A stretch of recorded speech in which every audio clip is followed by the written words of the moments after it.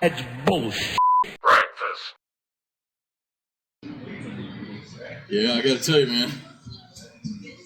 I know you have the same kind of regime in the mornings. What's that? Take care of all the animals. Oh, yeah. Well, And no. of course, when it's cold like this, I have to build a fire, down in the den area,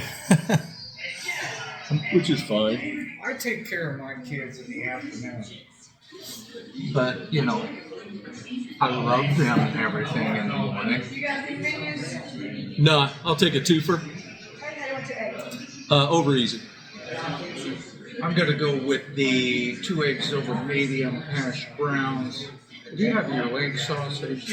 I'll have leg sausage and a biscuit with side of bread. So yeah. Karen has a heating pad that she has on one of the recliners when she's sitting on it. Yeah. We moved it to the corner of the couch because Sophie likes to steal Karen's heating pad on her bed. She's got one of those oversized heating beds. Yeah. Or heating pad. Yeah. Well, she has to combat the dogs because their hips, they hurt. They want to lay on. So, there's a heating pad right there. Oh yeah, Red and Sophie, they, first come first serve kind of thing. I even left it on this morning. There you go, kid. Yeah. So in your car, you need to keep the heater on when they're in there, right? The seat heaters. Oh, in the car? Yeah. You have heat. Oh, heated seats? No. Oh. In that car? Are you kidding? No. The red car? Yeah. Oh, I just assumed that was No. wasn't even an option. You get it. Yeah. Oh, that would cost me another $20,000. That'd be a $50,000 car. So speaking of that kind of stuff, this Escape I have, of course, when I ordered it, okay. Oh, you ordered heated seats for it? No, I ordered the car. Oh, yeah. And Liz says, I want all the bells and whistles. Okay, that's fine.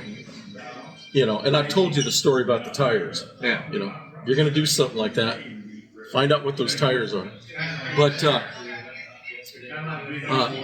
the car came with parallel parking. Oh, that feature where you just let go of it? Yeah, and it's got all the sensors, so it it's not going to bump into anything, and it'll get you there.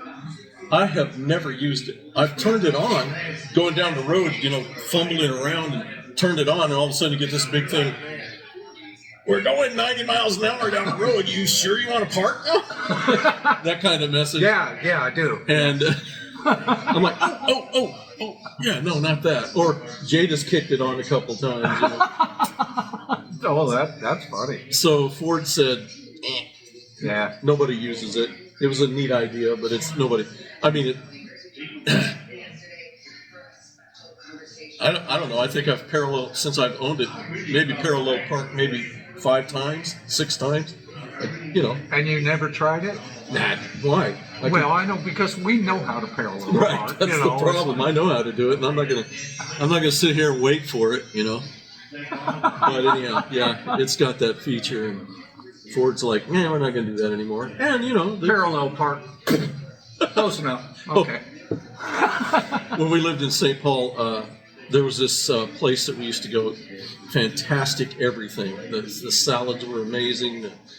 Soups and everything, and it was Cafe Latte is what it's called. It was on Grand in St. Paul, and we were there one day, Liz and I, and we were having lunch and everything, and so we're looking at the street because it has a second level, and we're looking at the street, and there's this really nice BMW 740 parked right on the end of the street, the last parking spot. And then there's whatever this is. I don't remember what that car was. And then there's a space between them, This car pulls up. Oh, no. Something that you would think you really should take that to the junkyard because nobody wants to see that. And I'm not kidding. It was bang, bang. I mean, that's something you see in the movies. That 740's just rocking. Cartoon. Bang, bang, bang, bang. Got it parked. I'm like, I wonder if that guy sees that. I don't know if it did any damage, but boy, they had no problem bumping right up to it. Bang! Next car, bang, bang, bang, bang. Oh, geez. That's some fancy parallel parking. That's cartoon level right there, man. Oh, that's funny. So, did you see Brother's post the other day? That he's getting off Facebook. Yeah. You're gonna have to email this to him if you. Oh, he's moving to Instagram and TikTok. You know he is. He's so with it. He's like Facebook. I'm going to TikTok. Yeah, you know what? He goes. Where I get the real videos. Yeah, he said it was because of Zuckerberg's move. Yeah. So, but anyhow, I figured, well, we'll just email it to him. Yeah. Well, that's fine. I mean, email's kind of a legacy. I don't know if it can handle the size of those files. Yeah, that's true. Imagine this is pretty huge. Yeah, they're pretty good size. You know, for a bunch of worthless talk. I don't know. I think we're memorializing Whatever. For the children. We're doing this for the children. Yeah. Yeah, I saw his post and I go, well, you can always go to YouTube. Oh, I mean, that's because right. they're posted to YouTube. Oh, that's right. I just posted on Facebook to send you to YouTube, mostly for David's benefit. Right. But he can go to YouTube. I can email him that link. Mm-hmm. That'll work. Okay, problem solved. Problem solved. Gosh. Got it. Anything worldwide we should take care of while we're sitting here drinking coffee? Well, there ain't no water in California, so we'll just have to let that burn down. Man, that's amazing. That is so sad. That's so sad. I mean, we got a wildfire in town. Downtown LA, or the surrounding suburbs of LA. You know, crazy. Have you ever seen a skyline picture of LA with these beautiful mountains behind it? Through the smog? No, just, you know. Okay, yeah. They every time I look at that, I'm like, I can't recognize that town because every time I've been to LA, I don't see those goddamn mountains. Well, I don't see it. I just come through this big cloud. And, You must not be able to see them off I-5 no. or 101. Or flying or in, for that matter. Well, you can see them flying in, but I'm usually coming from the west, coming into LA. That's got to be a really long shot with probably a 5,000 millimeter lens. It's either being shot by a satellite or from Hawaii. On the top of what is that called? Diamond Head. Yeah. That's a sad situation. I feel for those folks. And I know it's any disaster's tough. I mean, I'm sure it is. I don't care what it is, tornado or whatever. But at least it's not a flood. Yeah. I just would not wish a flood on anybody because I'm telling you. Well, there are a couple people I'd wish it on, but I wouldn't wish a flood on anybody because it's what I call a slow only does the water disaster. come, it brings all that baggage with it, the mud, the silt. Yeah, and then at least couch. At least with a tornado. Thank you. The house is gone, and there's a guy standing there from the insurance company handing you a check. Yeah. It doesn't work that way with a flood. The water recedes, you get to muck it out. They make a decision. Well, is it past 75% destroyed or whatever? Well, I don't know who makes those. I don't know what algorithm it is for that. But my house, let's see, they were going 80%. My house was at 77. You're a multi-story house too, wasn't it? Yeah, and that's one of the problems because look at all this up You here. can live up here. Yeah, What's the problem? we did. Coleman stove. That's when I bought my first RV. I didn't buy it because I wanted to cruise around and be stupid. I can do that without one. Oh, may I have a couple Thanks. of packs? Never mind. Take it here.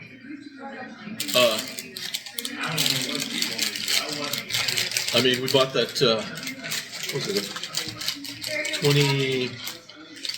26-foot RV, so the kids would have someplace to stay. Right. But no, I wouldn't. I really wouldn't wish that on anybody. I mean, I lost a lot of money.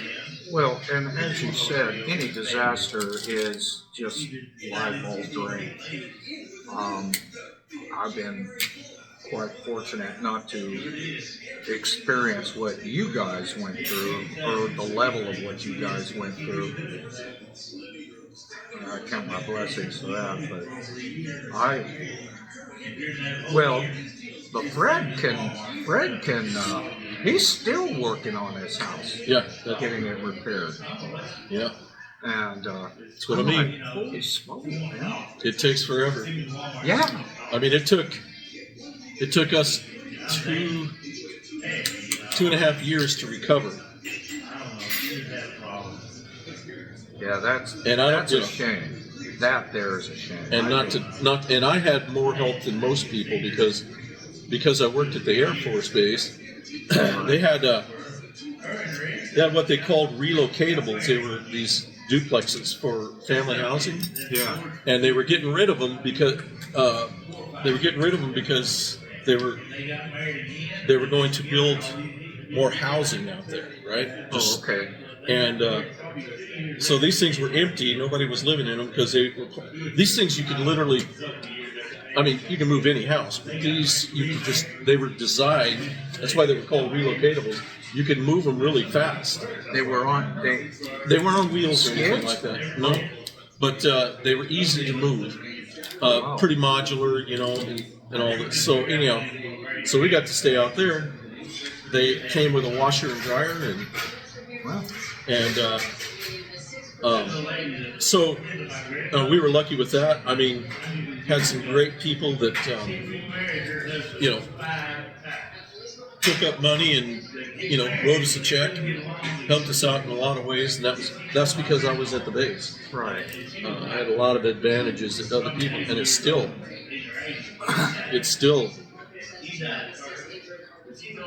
took forever. Well,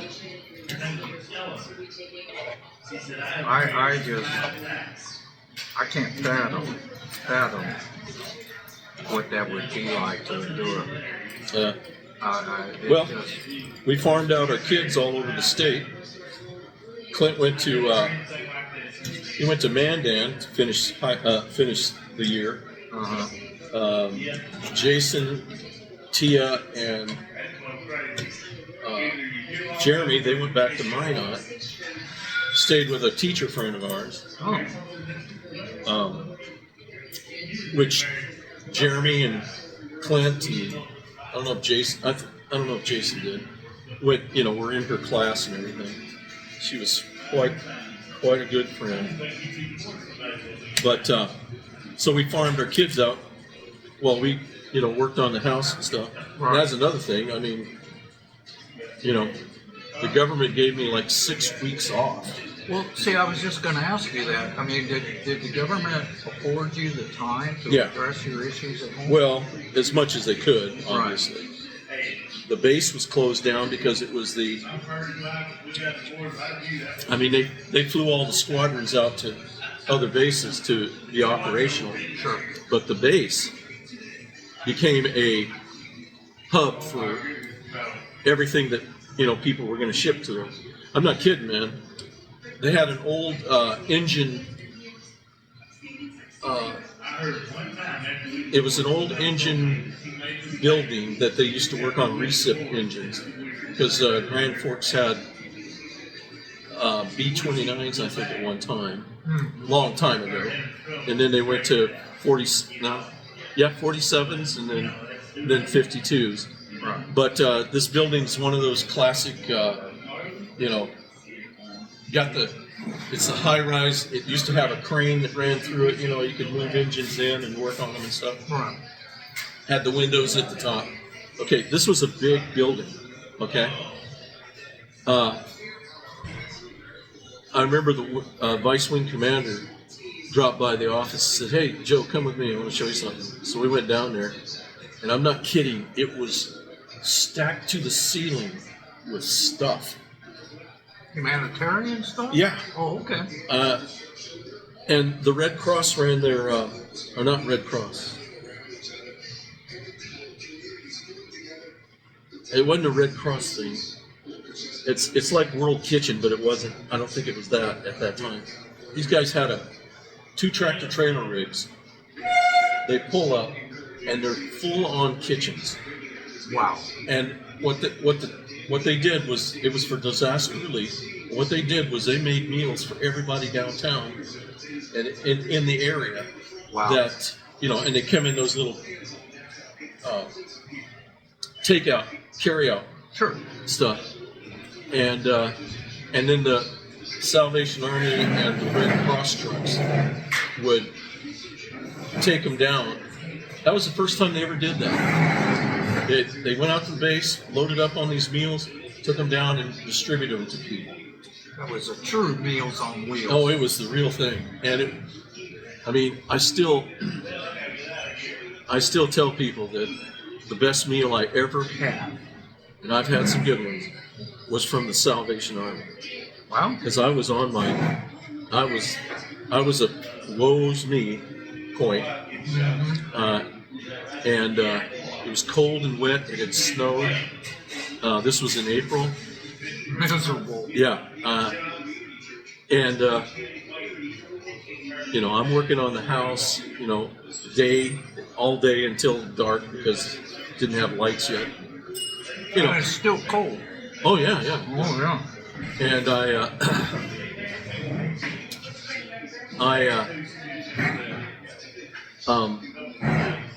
was just, and I told Liz and Tia, I said, just, go get me something to eat, and I was just kind of holding it all in and everything.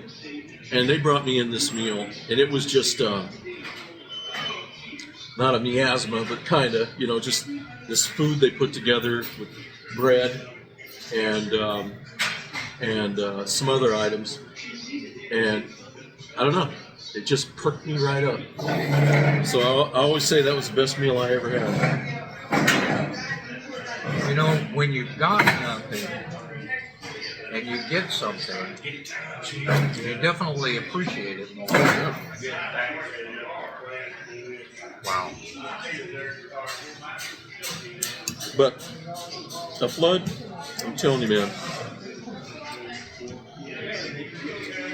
I know what to do now, though.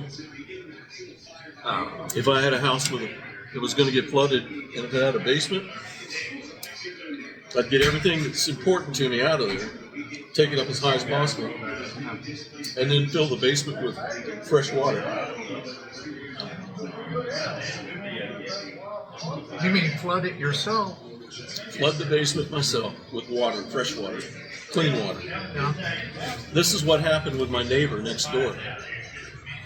When the water came in, it knocked her water heater over, okay? Broke the line, started filling it with city water. And it filled the basement up with fresh water. So when the overflow got worse, okay, there was no place for it to go, so it just kind of bypassed it. Barrier. Cleaned her house. Her house was the easiest to clean. We helped clean it out. Yeah. It was clean as this floor. No mud, no muck. It was awesome. I'm like, well, I learned something. Well, It's either that or burn it down. well, I mean, if I'd have burnt my house down, that'd have been great because you got a lower return on your insurance investment? Yeah. Yeah, because what could the underwriter say, or the claims agent? Oh, well, yeah, it's burned. Here's your check. Well, there were houses that did burn down. Well, on the East Coast too, these last hurricanes, they suffered flooding and Oh my God. all that too. Which again is such a travesty.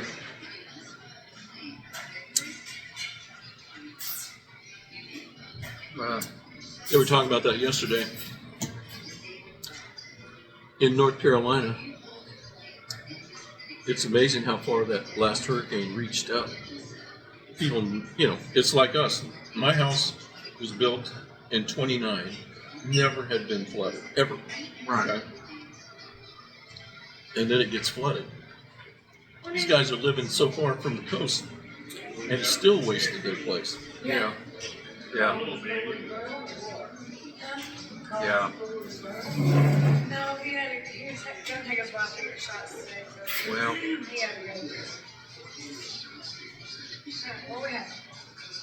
I feel for the Angelians, that's for sure. A lot of displacement going on.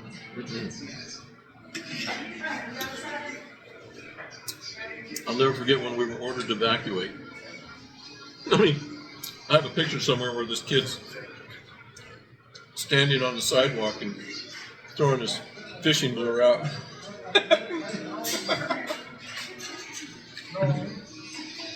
But I'm gonna catch me an 8th in Wisconsin Street. so, Proud. but we just put everything we could in the bag, or just throw what you need in a bag, and then we're gonna head out the base. Grab my neighbor, because she was basically not. I mean, she's older, but she could get around. Her husband, Elmo, he had already been shipped off to a nursing home because he had MS. Oh, uh-huh. But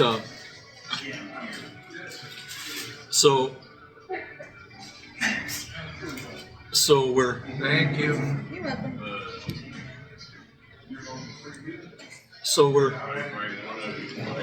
heading out to the base, and I'll never forget. They had B1s up there, and they had a new structure for the B1s, and it was basically a 3-bay hangar. Okay. For B1s. And so I said, okay, well, let's just go on inside. We walk in, I open up the door, and I look, and it's nothing but cots, as far as you can see. Oh, wow.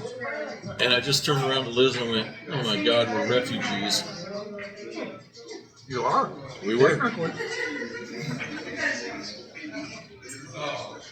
Yeah. But that area was more prepared for the devastation. I mean, it wasn't so much reactionary. I mean, Yeah, it was yeah. reaction, but they knew this was coming. Yeah. Had done preparedness, emergency preparedness. Yeah. As a matter of fact, I talked to the wing commander, a good friend of mine. Little caveat to him. At that time, he still held the world's record for flying around the world in a B-52. Oh, wow. Fastest or whatever it was. But he told me that he was summoned down to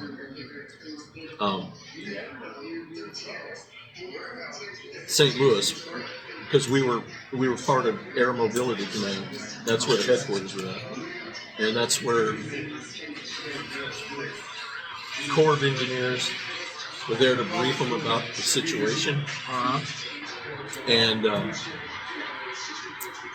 they flat out told him, this is like a week before, you're going to get flooded. Grand Forks is going to get flooded. And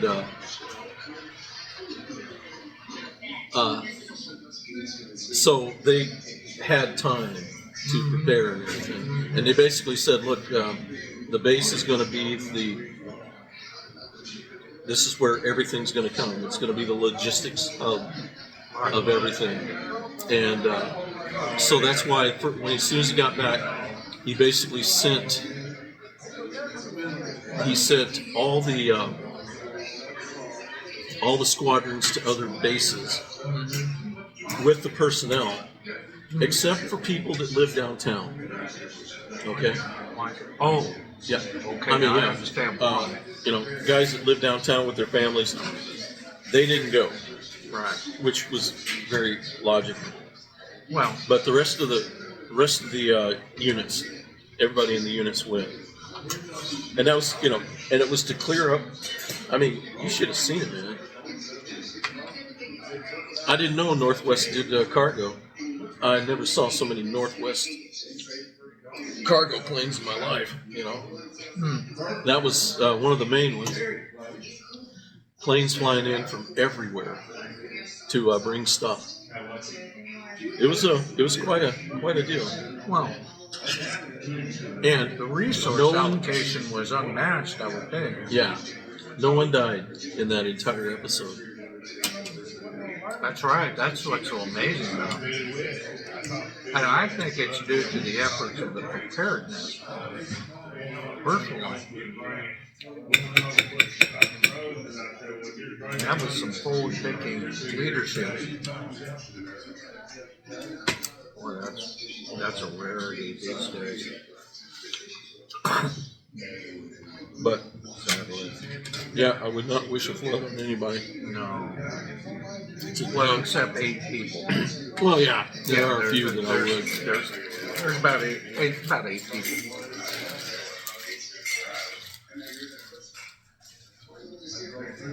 Yeah. Yeah, that was good. So I'm back in the compost business. Are you composting? Yeah. I was going to take a sabbatical, but we're going to need to raise some veggies this year. I love this one meme. How to save money on growing tomatoes, growing your own tomatoes. Spend 3 months nurturing the plant. 2 months harvesting, you save $2. That's about right. You definitely have to do it for the love of it. I mean, if you get a bumper crop, great, your reward. But you know, you spend all this time pruning and watering and fertilizing and everything, and you get 3 tomatoes. Yeah, it's for the love. Damn it. Well, I have a feeling things are going to be a little different. It's going to be more than love. It's going to be survival. Well, I'm going to. I had talked to you last time about what my plan is to just make a bed inside the frame of the hothouse. And I was mistaken. I looked at my mesh again. It's actually 10 feet. It literally covers the entire curvature of the frame. It's 10 by 20. And it wasn't that much, too. I mean, basically what you need is a frame, and then drape that over it, and bungee cord it down, and call it good. Well, I have a little bit different setup, but I built these doors for the barn, romanticizing that I was going to do stuff down there, like rebuild a car and fix it all up and stuff like that. I even have a curtain that drops down to keep the wind from coming one direction and stuff like that, which might come in handy if I decide to do goats. But Not my goat days. But yeah, I don't know. That's They were a more like real dogs romantic with dream. horns. So, but I built these 2 doors, and I used a chicken curtain. Bob had tons of it from when he had the chicken house go down, and so I've been using it as much as possible. So I built these doors so that I could close those and kind of close the area in and have a place to work and not have to deal with wind coming in and stuff like that. Well, that was a nice pipe dream. I'm not going to be doing crap like that. I don't want to. Yeah, because I thought, the next step, pipe in heat and air.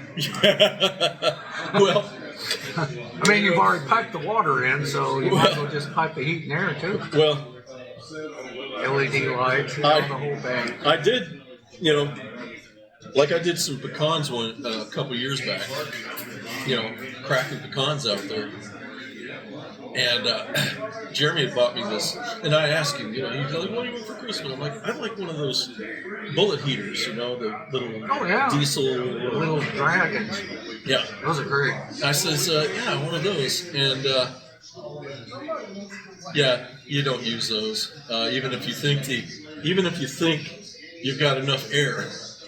I fired that thing up, and the first thing to go is my eyes. Oh, God. And then, you're like, can I, am I breathing air? See, I always burn kerosene in mine. Well. And it's the same thing. It's like, oh, geez. Yeah, so that didn't work. And I'm like, I'm not going to do this. But I'm going to use those doors. I've got, that thing I had a swing on in the back there? I've been talking about taking that down. Easier to mow through there and everything. But Sure.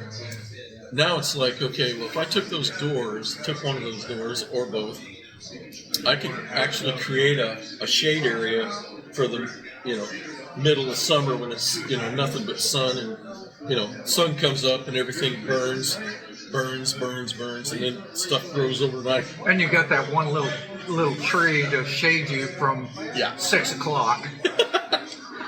So I'm going to take those down because basically they're not doing anything. And I built them. I built them fairly well. So what I'm going to do is I'm going to attach one to that swing thing, that frame. Okay, sure. And then raise it up and I'll be able to. I'll probably just put potted. Oh, okay. Tomatoes like. That's probably where I do Tommy Toes and stuff like that. Yeah. But I'm more into getting just tomatoes to make. I plan on making tomato paste and tomato sauce, and then whole tomatoes and stuff like that. For me, I go through a lot of Tommy Toes. I mean, I make my omelet is usually just cheese, spinach, and Tommy Toes, and that's my breakfast in the morning. But I go through a lot of Tommy Toes, and I like Tommy Toes because you can consume a handful of them, and you don't have to. Oh, I got to put this in the cut tomato in the refrigerator because I deal with it. But my next project, once I get my drums out of the dadgum lab, I got them set up right now. I'm configuring a new drum set for the band, and we didn't go. I didn't go up there Friday because obviously. But this coming Friday, I'll go up there and I'll take all that crap up there. Then my next little project is to grab that cultivator, that electric cultivator, and clean that thing up. Now it's an electric cultivator. Yeah. I think by that time Fred will be back. My electrical engineer nephew. Get that thing cleaned up, and then I'm going to start deconstructing that frame probably in March. Get that deconstructed and then start turning that ground over. Run a 100-foot extension cord to an outlet somewhere.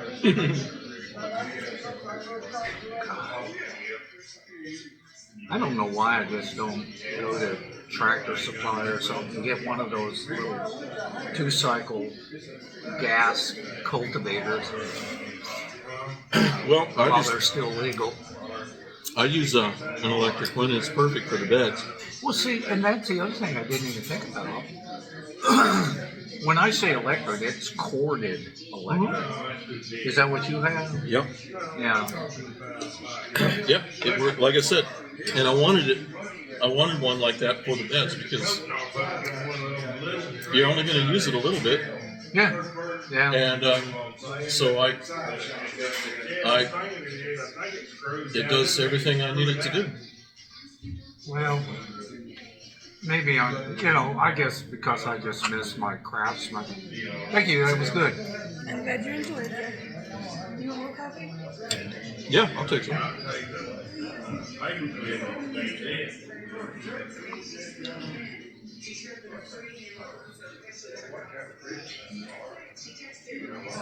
Well, and the other thing is because I have that frame, I can do drop lines and tie up plants and have them climb up them.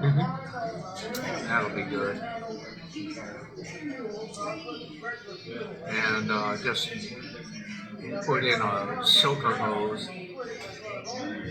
Call it good. Yeah, my plan is to get my well running again. Is it the pump that's out? Or No, it's just laziness. I haven't done it. I have a pump and a tank. Yeah, well, that place was well watered.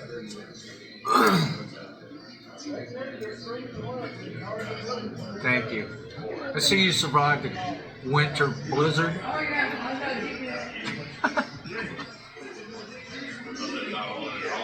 Okay, so that's the plan. Now, of course, executing the plan is going to be contingent on many things falling in alignment. 90% of that's going to be motivation. It normally is. Yeah, and poor Karen, bless her heart. I mean, she just struggles to do anything outside. It's really tough because of that sciatic nerve of hers. It's just debilitated her. But she loves getting her fingers in the dirt. She just loves getting in the dirt. So I want to make it to where it's easy for her to navigate and be able to enjoy doing stuff like that. Well, I don't know what to say about that kind of stuff. Well, I don't know. I strained my back in Coquille when I was a kid. Remember that pole vault pit that we put together so we could? Yeah. And somebody gave us a mattress. It was a queen size mattress. Well, mattresses then were a hell of a lot heavier than they are now. Yeah. And I remember trying to get this thing across the yard, and I felt this twinge in my back. Oh. I never, and it was painful, but I'm a kid. I'm a teenager, so I'm like, We're immortal. yeah, I'm immortal. And but I never forgot that. And from that time, Oh, no, you want to blow? I always paid attention to how I did things. Either I didn't do them, or if I did them, I did it very carefully. Yeah. And of course, being a safety guy, now I know how to lift. I mean, I've trained it. Right. Right. Mostly out of self-preservation now. Yeah, I know. Yeah, I may have been young, but I remember it Yeah. like it was yesterday. Well, the same thing happened to me, and that was here at the junior high.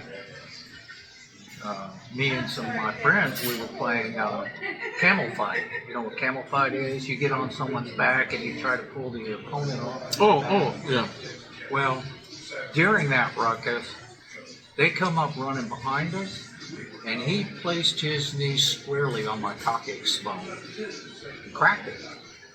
Yeah, it laid me down for a week. Wow.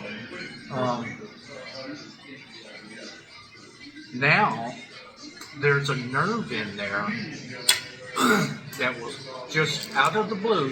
I can feel it at low level, and then it just gets more intensified. And then pretty soon, and the only way to relax that nerve is to go sit on the commode because your body instinctively wants to relax so you can defecate. And that, it gets so bad. Defecate. That's the same as poop. It's kind of like pooping, but more of a scientific method. I like the hospital thing. Voided. Voided. Yeah, so you can void your bowels. You voided. Just say it. They took a dump. I took a dump, but that's the only way I can relieve it. And to this day, I still have that. And I remember my doctor, and her name was Karen too. I'm always surrounded by Karens. I told her about it, and she said, "Well, bend over, let me stick my." And she had index fingers this long. Bless her heart. Let me scroll around Yeah. in there. And she went up there and she says, "Is this what you experienced?" And she touched that nerve, and it just about sent me through the roof. I said, "Yeah, that's it." Okay. And that was the it. And I'm like, "Well, you're a doctor. We can go do something about it." You sure she did turn around? Did you get that?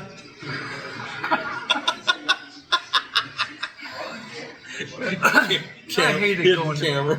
I hated going to physicals with her because I swear she had the longest.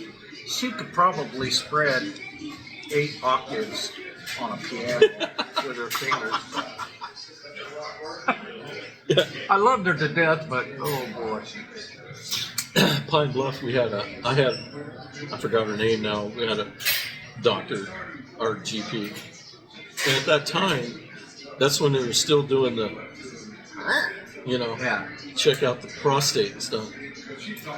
And I always loved, because she was good looking. Yeah. Always loved, here you go. Yeah. Check that out. Uh-huh. Of course, she kept it strictly business, but yeah. No happy ending. No. I do have a happy ending story. Oh. That was not. I've probably told you this one. When we were living in San Angelo, there was a used bookstore, and I wanted to read Castanada's books again.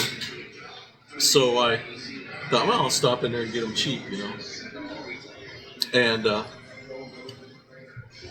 so I go in there, and this little lady, she was, at that time, I'm sure she was closer to 80 than she was 75. But anyhow, it doesn't matter. She was, spry and nice person. And when you walk into the bookstore, it's just piling with books. Oh yeah. One of those. Okay. And I love the smell. yeah.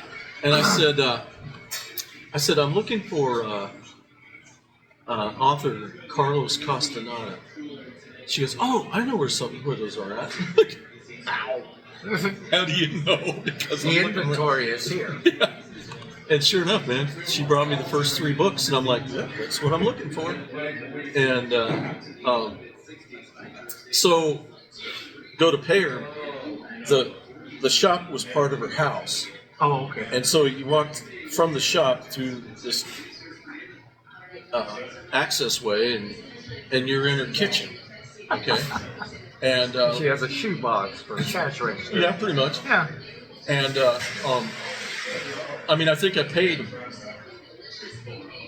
$1 a book. Yeah. But anyhow, so I had $5. She's going to get cash, and I'm looking around, and there's looking at these pictures and everything.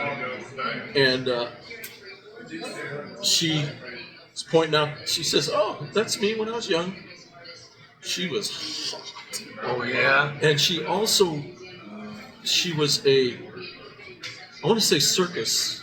She's part of a circus act, high wire circus. You're kidding me. Yeah. Oh, you have to be acrobatic or athletic. Yeah. And she's in these really cool outfits and everything, and they're all black and white pictures, And yeah, that's what I used to do when I was young and everything. Blah blah blah. And I'm like, oh, that's really cool. So I turn around, and there's a massage table, and I look, and I'm like, so do you do massages also? And she goes, Oh yeah. So she's explaining, I do massages and all this, and I'm like, oh, that's good to How know. much more to the story? I'm thinking later. That's good to know. Now, like I said, closer to 80 than, and she says, yeah, for an extra $5, she does it. I'll give you a hand job. I just went. That's the kind of business people I like dealing with. Yeah. Just give it straight up. Yeah, books and happy endings. Yeah. I remember going home and telling Liz this story about it. She goes, she did what? And I'm like, yeah, she for extra $5, you get a happy ending. And she's like, you can't go to that bookstore anymore. I looked at her and I says, I wasn't planning on it. I got what I wanted. Yeah. It was so funny. It's so funny. But she wasn't kidding. She did this. I was joking with, because I go and get a massage from, the gal at John's. Deb. And I was joking with her one day, and I said, yeah, sure like one of those happy endings. She looked at me and she said, yeah, well, me too. I go, that's why I love you. Straight up, just straight up. You got the wit. I just love that.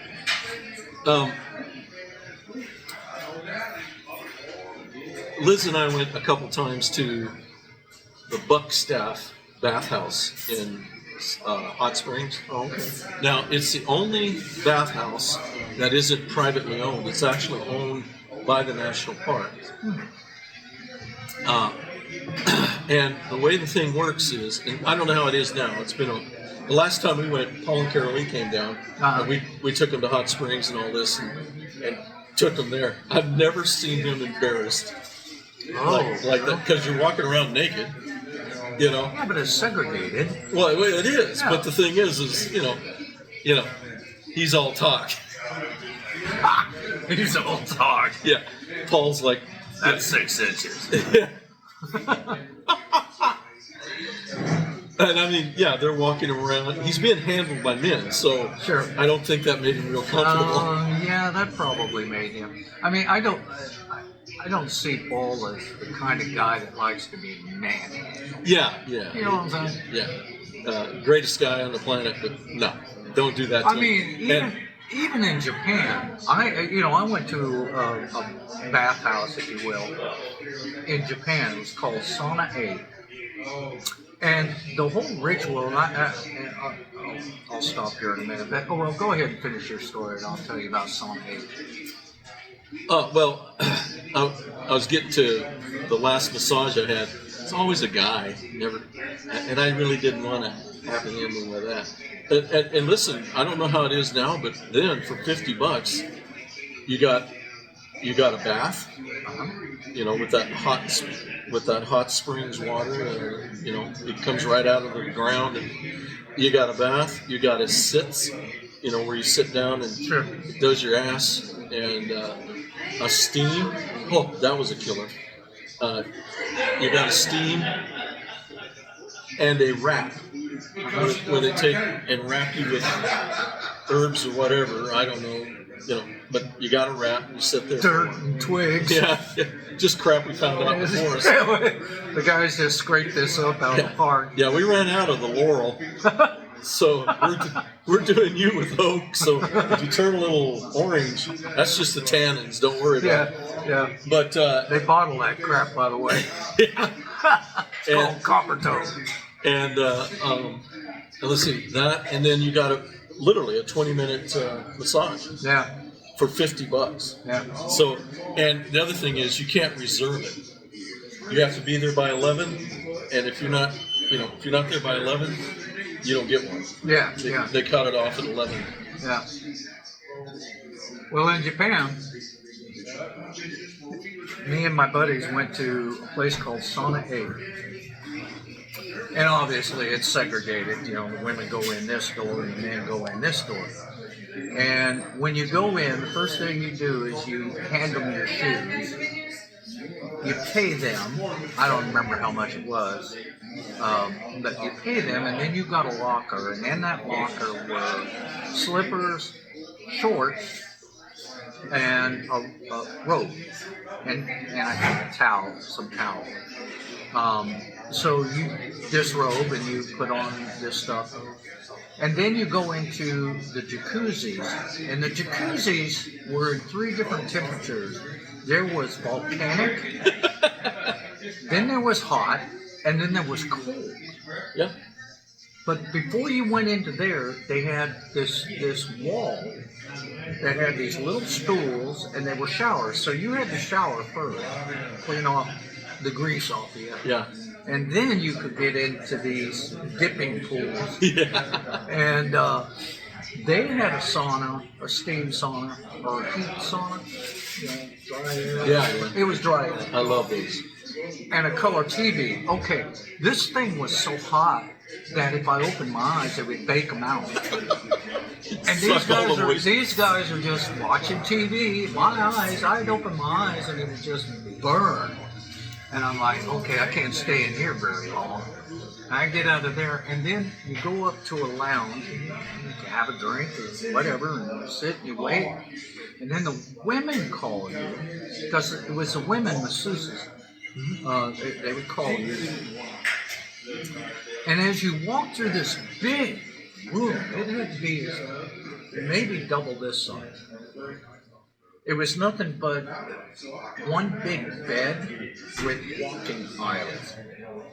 And you walk back to the massage rooms. And during the massage, I never had my back and knuckles and joints cracked so many times than what this woman did. And when you were on your back, she would lay a towel over your eyes, so you couldn't watch her do her magic, because I guess she didn't want anything unexpected popping up, you know what I'm saying? And then after that, and that was about 30, 45 minutes of massage, you weren't going anywhere because you were just a Gumby. Oh yeah, yeah. And she says, well, what time do you want to be woken up? Well, there was nobody in this big room bed, and I told her 6 o'clock. Okay. I laid down, my buddies laid down, because there was nowhere to go. Yeah. I mean, you weren't walking anywhere. I mean, she even helped me go to this thing, this big bed. Woke up the next morning. They woke me up the next morning at 6 o'clock sharp. The whole room was full of men sleeping. Holy crap! What a great experience.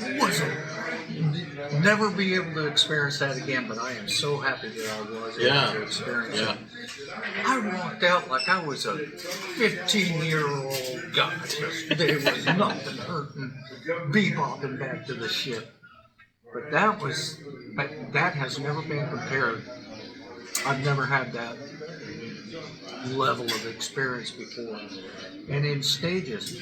Now, what was so funny is the guys in the hot tubs, we're boisterous American idiots, right? Yeah. These guys are very reserved, conservative. They just want to meditate and boil. Mm-hmm. Okay. And we get, I get in one and I look at him, I say, hey, you get up out of it, go to another one. I don't want to deal with you American idiots. Yeah.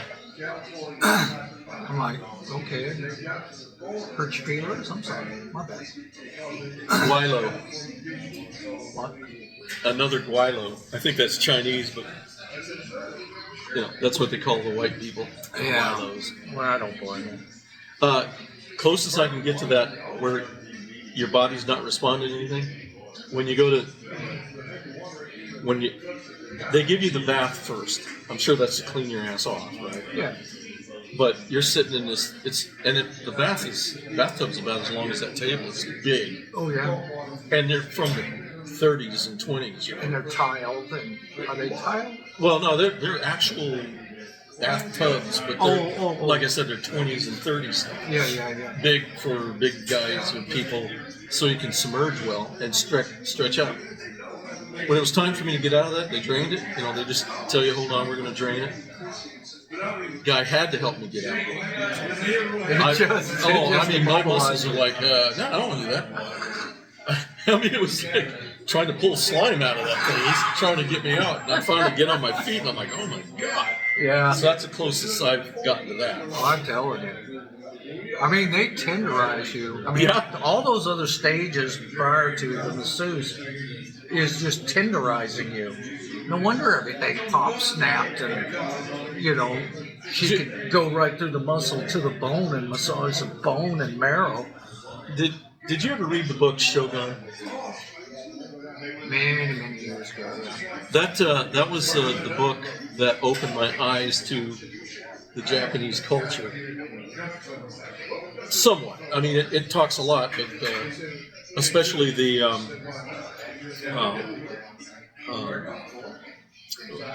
what you call them, the warriors. I can't think of the name. Samurai. The samurai. You know. Bushido. Yeah. You know, when I'm reading this, here's these. You know. The reason why that just popped into my head because I just watched The Last Samurai last night. Not before last. Anyway. That helps. Especially for this spring. That was one of the things that really got me to help to understand the cultural schema of the Japanese society. Is they're a very, very clean people. Oh yeah. And so here they are. This is their life. It's very structured because it has to be to survive. And but they're very clean. And then these white Europeans show up and they smell like crap. Take a bath once every year or whatever. I think when that Queen Elizabeth or Queen Victoria should take a bath every year, just need it or not, Yeah. That's greasy. That's why perfume was invented. Yeah. To keep the smell down. Yeah. But it was interesting how they addressed it, as far as unclean. And those guys are like, what? Why do I need to take a bath? I would take baths. Yeah, you're going to if you're going to live here. Yeah. So it was kind of interesting. Something I learned a little bit from the book. And and you know who? That's another book that I was told to read by David. Oh, Shogun? Yeah, he told me read Shogun. Yeah. And then, of course, he made me read Catch-22. He gave me the book on the way back to Arkansas. Read it. Read this, I expect a report in 2 weeks. So thank you, Dave. Did me Always the educator, aren't you? Yeah. Can't help himself. I know it. But, I thought that was always interesting to me. Yeah, and in their cities, we were in Sasebo, and the law is you can't, you have to respect people's bubble. Yeah.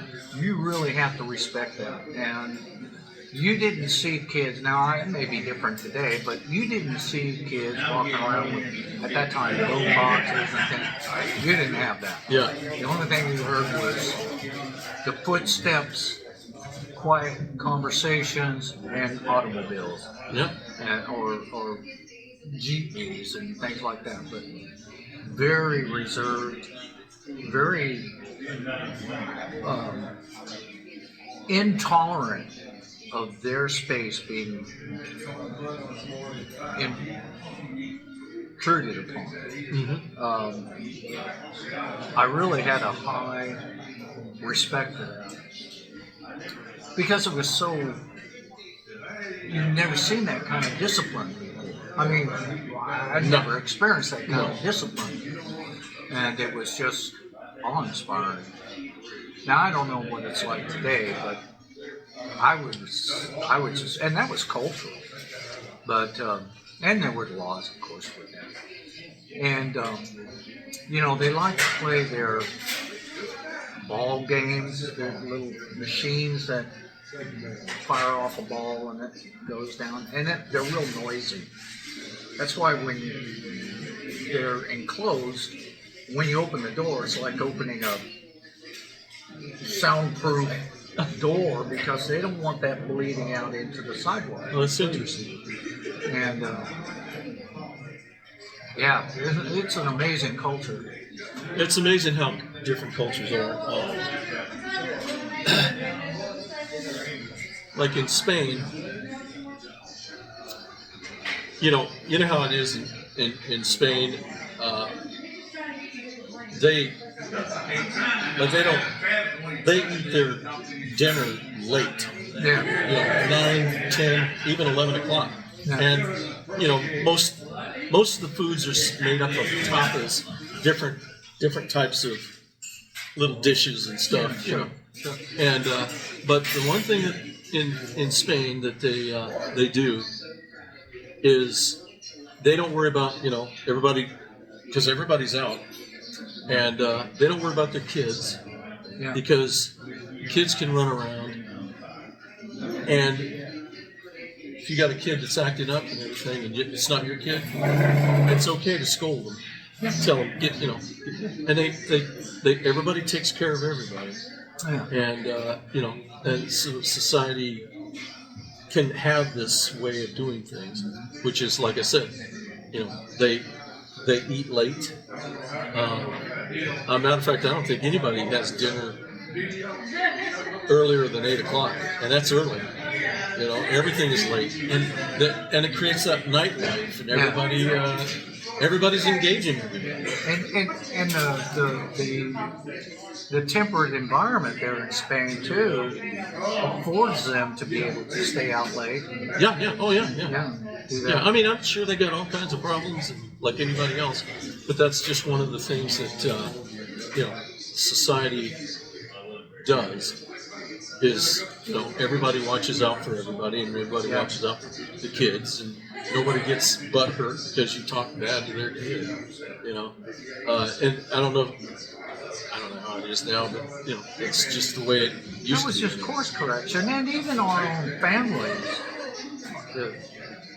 did that in respects to aunts, Right. uncles, Oh, absolutely. But yeah, I'll never forget Uncle DL and Aunt Eva. They pull up in there when we were living down by Blue Bayou. yeah, They pull up in their electric 225, and so we're talking to them. They just pulled up. They saw us out there, and they just pulled up. And I don't know. You might have been standing there. I know Mary was. You might. I have been. actually remember that scene. Yeah. So DL rolls down the window and, oh, what you guys doing? And we're just playing everything. Well, we're going over to church camp over in Oklahoma.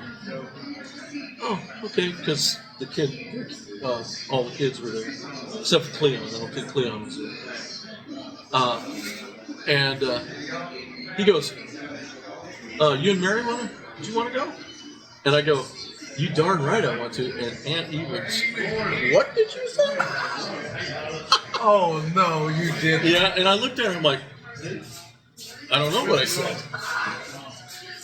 It's very acceptable where I come from. Get in the car, get in the back. You need to go. Yeah. Which it turned out to be the biggest party I ever went to at that time. Yeah, met a lot of guys that were just as fun as I was. Yeah. We pulled a lot of stunts. Yeah. I didn't get to go to that. No, you're too little, I think. Yeah. Huh. I'm like, it's kind of like Alice's restaurant when he's talking about when he goes to jail and he's sitting there and he says, I'm sitting next to murderers, mother rapers, daddy rapers. They're all sitting around and they ask me what are you in for? Littering. And they all move away from me. He's dangerous. He's dangerous. So it's kind of like me. I'm there. I have this vision of what preachers' kids, and, deacons' kids, and all those kind of kids, are supposed to be. And yeah, no, they were. I was probably the nicest one. Yeah, and Those guys were crazy. Yeah, it's kind of like, yeah, preacher's kids. They know the loopholes. Yeah. I met a girl there. If I'd had a car, I'd probably dated her, you know, but I didn't. But she was from DeQueen. She was one of their cheerleaders on the whatever football team or their football team. Ooh, look at you. Yeah, I was hooking up real well. That worked nice at camp. Uh-huh. After that, it's like I never saw her again. See, Well, no, I did see her one time at a football game. Yeah, I saw her one time. I don't know if she really recognized me, but it didn't matter. didn't leave a lasting impression. Is Yeah, that what no, you're I saying? guess not. Wow. I mean, who knew what back then? Yeah. Only the girls knew. Speaking of different cultures, the Indian culture, you're familiar with it obviously now, but in Sri Lanka is definitely Indian culture. And, That's Hindu. Hindu, yeah. It's an interesting culture, and I don't say that to be ugly or anything or demeaning. It's just an interesting culture. Of course, I kind of hung around with the whores and stuff, but sailor. That's what the sailor did. Yeah, right. Yeah, you're not there to learn. You're there to get. Culture. Yeah. Japan was different though. It's funny you said that. Liz and I were talking about. Shivani and Jeremy came up. And, we kind of talked a little bit about her. We were talking a little bit about her idiosyncrasies, right? Yeah. Which is, it's all influenced by religion and the culture she came from. And Liz said, Shivani had told her that, over in India we don't use toilet paper. And I went, I never thought about it. She said, That's why we have so many elephants. she said, Give me that trunk. Liz goes, I ain't ever going over there. I says, that's like the Saudis. You never, ever reach out your left hand and shake a Saudi's hand. I'll take a little more coffee. Yeah. No. And she says, why? I says, because that's the hand they use. Listen, they don't have a lot of trees there. That's the digger. Yeah, so you don't shake hands left-handed with a The only Saudi. time you shake the left hand is go like this. She'd be real Find, surprised. find the sand. She'd be real surprised at the when you go into one of those bathroom stalls. Where's the toilet? It's that hole. Well, and that's what was so surprising. Also in thank you. That's what was so surprising in Japan. We went to a nightclub, and the bathroom was first unisex. It was a unisex bathroom, but you walked in, the floor's tiled, and then there was a step about this high, and it was a platform and a porcelain bowl, not your regular sit-on. Yeah. It was a smaller porcelain bowl that was flush with the platform, and you had to hit that with your tallywhacker, or if you needed to void. Yeah, you needed to void. Good medical term. You had to, do the proper squatting to do that. Unfortunately, I didn't have to poop that night, but I did have to pee. And I'm like, oh my God. And I should have been aware of that because, I hit all the Oriental countries in the Pacific, so, but, Yeah, oh yeah. but it was clean. Oh, it was clean. But you better have good aim. It reminds me. The only Vikings game I went to was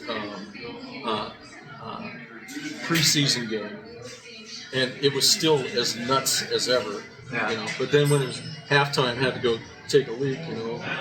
Too many beers gone through me. I've been similar, but nothing like this. You walk into the bathroom and like the wall is about 30 feet long and there's just a trough. Your And trough. everybody's up there. They're all there. How you doing? How you doing? Go Packs. Go Packs. Whatever. Oh, I'd give you a shake, but it's busy. yeah. I'm like, wow. Yeah. None of this divider stuff. Yeah. You want to go PvP and get out of here. Well, and I've been on P walls where they just had a pipe up here that just constant flowing water coming down. Yeah. Everything down.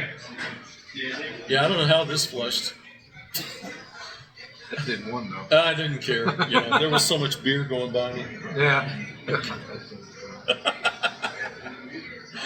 Yeah, well, Yeah. and in India they don't use toilet paper. So that's why if you're caught stealing, they cut off your right hand. Because in a group setting, eating, you can't join in. Because all you have is a left hand, and they're not going to let you in there to eat. You know, I'm going to have to, next time I see you eating, I got to check that out. Are you using your right hand? Better not see any left hand stuff here.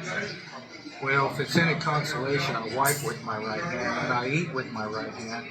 So, question would be, do you wash those hands? Yeah, that's how it works for us. In the Marines, we're taught how to wash our hands after we pee. In the Navy, we're taught not to pee on our hands.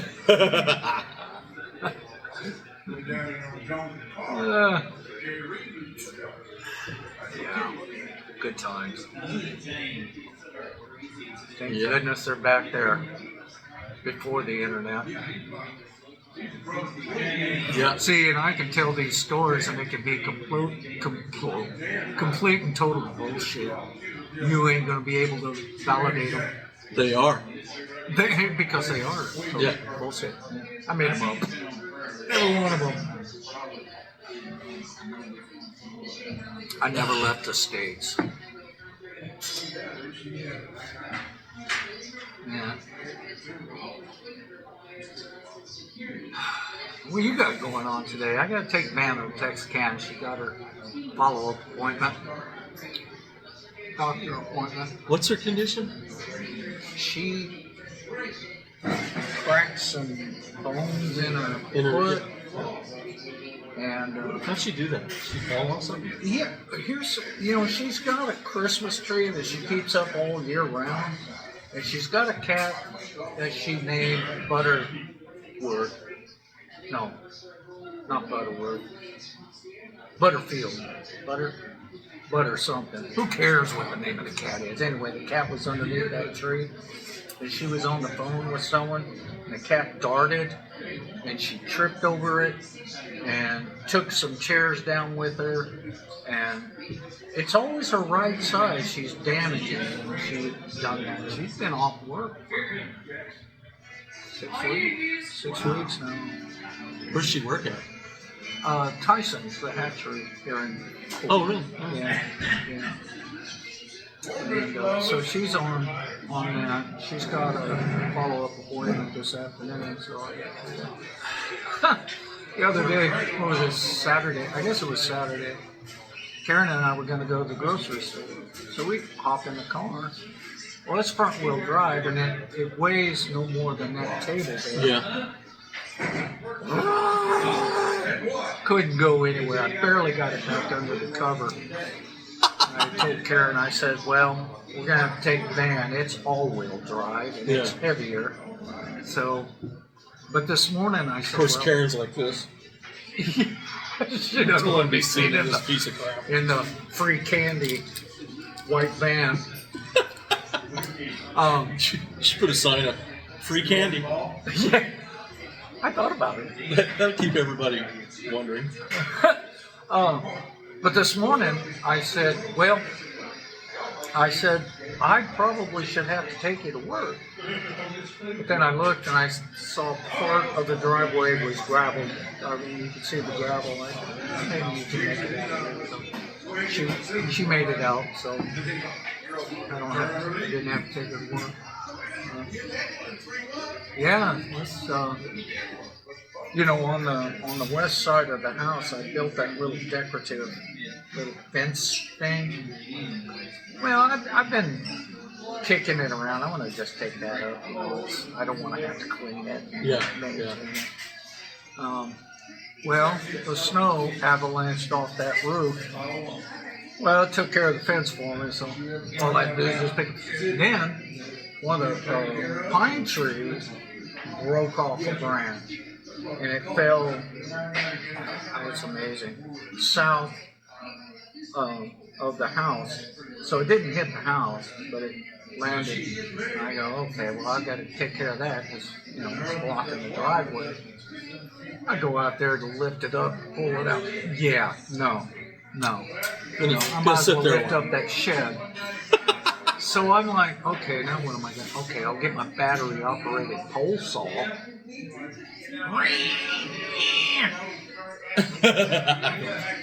Too much for the battery. God, I finally got it all cut up. Got it out. A pole saw is for lemon, not cutting up a branch that's that big around. Weighs, 700 tons. That reminds me when we lived in Woodlawn, I was coming home one afternoon, and a log truck had lost a couple of sapling logs for paper mill, and it, one of them had kind of got into one of the lanes, the short end, the topper end, sure, I thought, well, I better, being the safety guy, I gotta do something. So I pull over, I go out there to pick this thing up, and I'm like, holy cow. Yeah.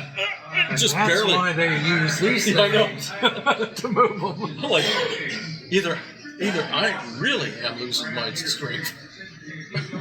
I picked it up from the small end, and it still was. It took everything I had to just get it off the road.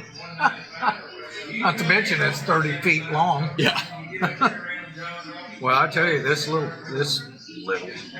pine branch, I couldn't even. I squatted down to lift it up so I can move it over into the yard. I couldn't lift it. Yeah, I am glad that I made the decision to get all those big trees away from the house. Oh, I tell you. I mean, they do have a benefit, but the problem is they also can just literally tear your house down. And all I need is $100,000, and I can take all those trees out from around the house. Okay, 50, maybe 50. I like that pine tree that used to be there right in the driveway where the carport is. There's a tree. I've got a pear tree, whatever, Bradford pear tree there. And but that used to be a big pine tree. I even asked, I had, the guys that came out and cut all these trees away from the house, these big trees. Asked him, I says, that's pine. Do you think anybody would want that? He says, no, nobody cuts anything that big. Really? Yeah. Well, I guess that makes sense. Yeah, I mean, everything is, well, the way it works nowadays is like, the systems, it's all laser, every tree that comes in, a laser They decides can tell you how many board feet they can get out of what that. it's going to cut and all this stuff. So, this tree was bigger around than this table, and he says, nah, anything over, I think he said 30 inches, they don't touch it. Oh. And I'm like, okay. So, but I'm glad I had those guys cut all that down.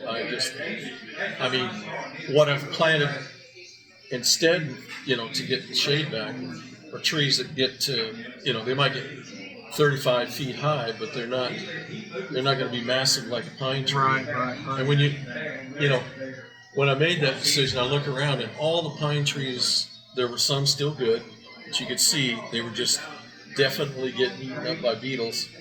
And now all the ones I looked at, they're all dead from beetles. Yeah. You know, so I'm glad I got that one. And after Bob told me one time, he says, "Yeah, I used to pour my oil out when I changed the oil, right on that, at the base of that tree." And I'm like, "Yeah, that's got to help." Yeah, I was just gonna say, I could just see some of the rings in there. Yeah, so I, made the decision way easier. But yeah, no, I mean, there was a big old pin oak right on the back side. Yeah. There were two pin oaks on the back side, big. And then there was another one, not a pin oak, but another tree in the back. I wanted to get them all away from the house. Yeah, sure. So I had them cut those down, cut them up, cut them into sections and everything. The pin oaks, this is before we worked on the house or anything, or removed that beehive. Yeah. I decided, well, maybe I can, just burn a pile behind the house. I wasn't worrying about burning it because it's got all that ACM siding from, that anybody buys the house from now on. I have to report, there's some asbestos in it. The entire house is. What? I don't know. Well, that's fine as long as it's encapsulated, which it is. Yeah. Not a problem, but that's the way Just it works. don't deconstruct the inside walls. So I'll never forget. I started a fire like on Friday and kept it going. And I was burning up all the branches and stuff. I knew I wasn't going to be able to get the big ones. Yeah. I mean, these are big giant trees, right? Yeah, sure. And so on Sunday, when it was time to head back, to the house,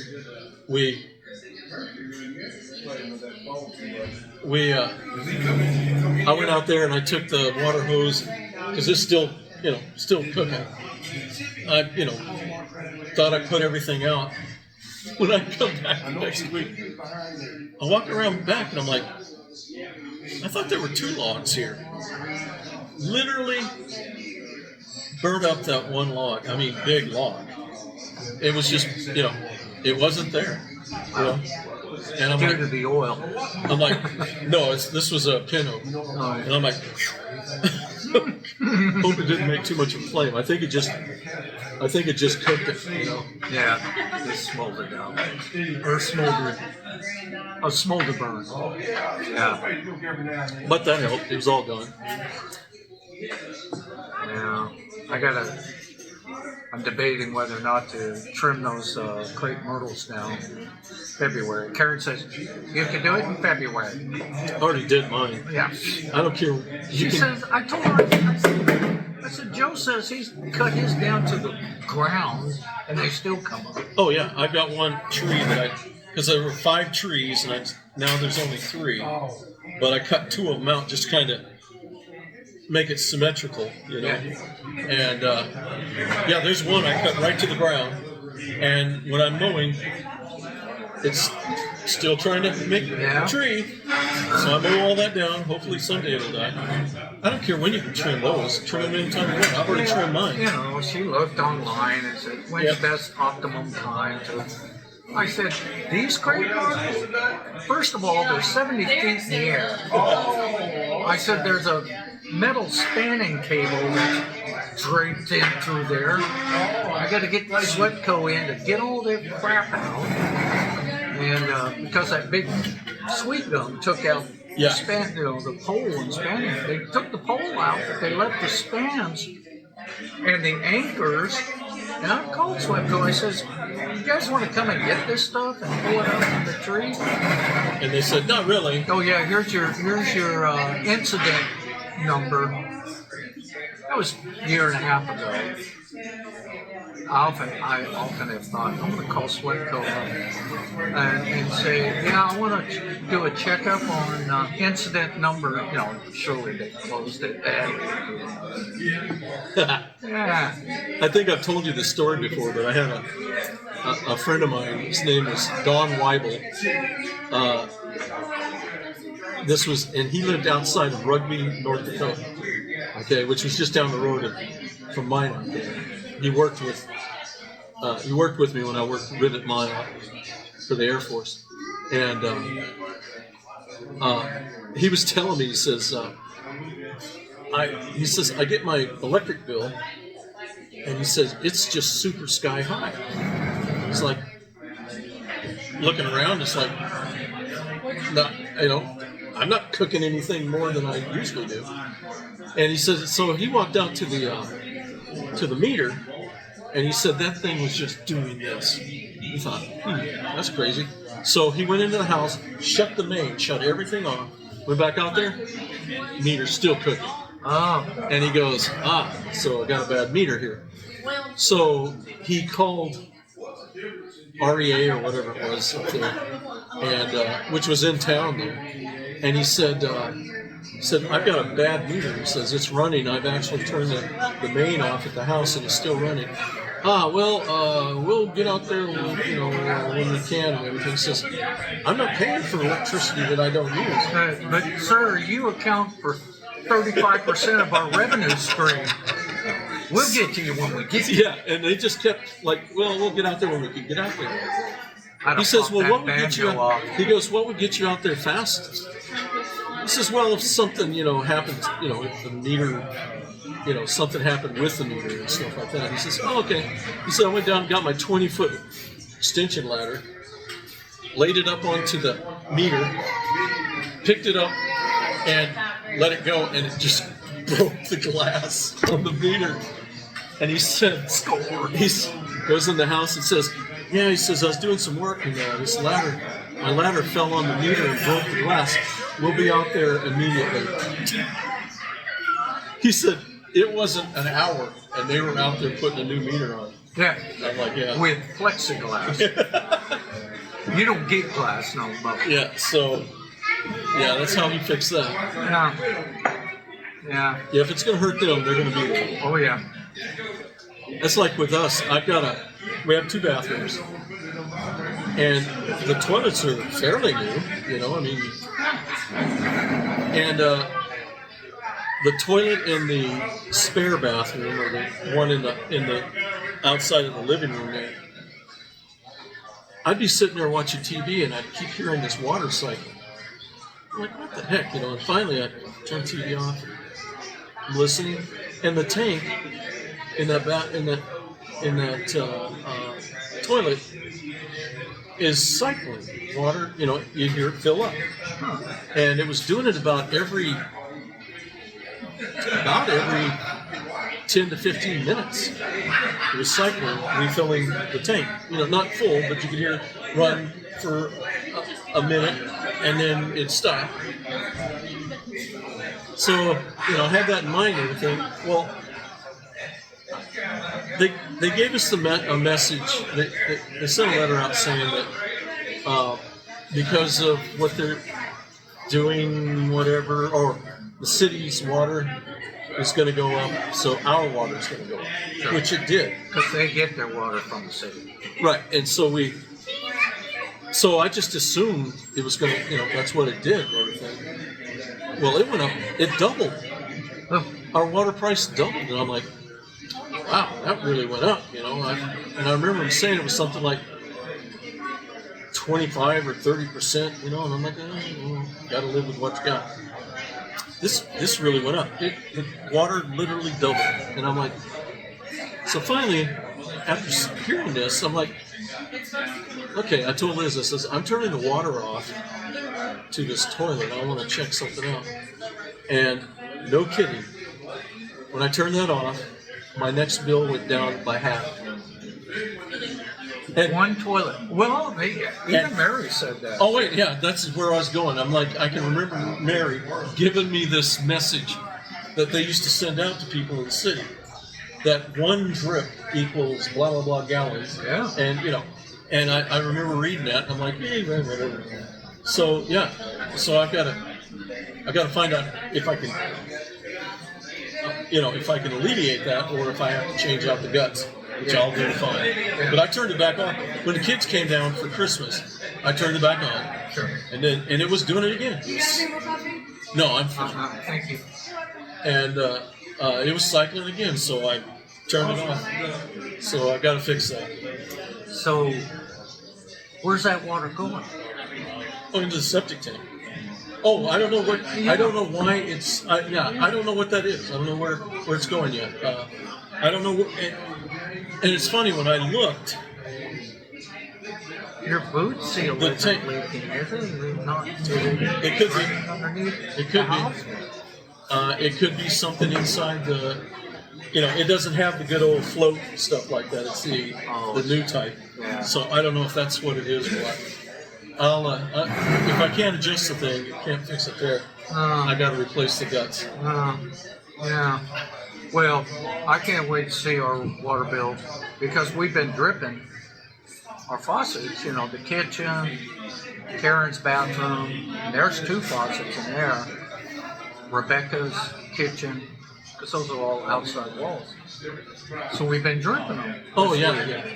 And I'm like, yeah, probably 300,000 gallons of water has been dripped out of these things. Sheila's going to say, use a lot of water. Yeah, well, it's probably going to be cheaper than broken pipes. So Yeah, that's like me when we first got the place. Bob signed it over to us. Okay, and we're still living across the way, and